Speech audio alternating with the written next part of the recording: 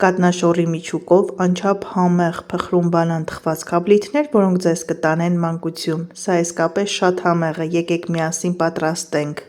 Խմորի համար մեզ անհրաժեշտ է 100 գրամ փափուկ կարագ, որը հարում ենք 2-ից 3 րոպե, այնուհետև ավելացնում ենք նույն չափ թթվասեր և 1 պտղուն ծաղ: Ալյուրի վրա ավելացնում ենք փխրեցուցիչը, այնուհետև միացնում ենք թաց և չոր բաղադրիչները, հունցում ենք ձեռքերին չկպչող փափուկ խմոր, դնում ենք սառնանը, թողնում ենք հանգստանա առնվազն 20 րոպե: Միջուկի համար վերցնում ենք կատնաշոռ, 1 ձվի դեղնուց և 1 թեյի գդալ վանիլային շաքարավազ, հարում ենք ձեռքի հարիչով, ավելացնում ենք 100 գրամ շաքարի փոշի և 30 գրամ ալյուր: Ստացված խմորը բաժանում ենք 10 հավասար մասի, գնդում ենք, գշնակում ենք յուրաքանչյուր գունդը և ծայրի հատվածում դնում ենք 1 ճաշի գդալ միջուկ, կլանաձև փաթաթում ենք, տալիս ենք բանանի տեսք: Թխում ենք նախապես 180 աստիճան ջեռոցում մինչև համաչափ գեղեցիկ կարմրեն, վերջում վրան ավելացնում ենք շաքարի փոշի: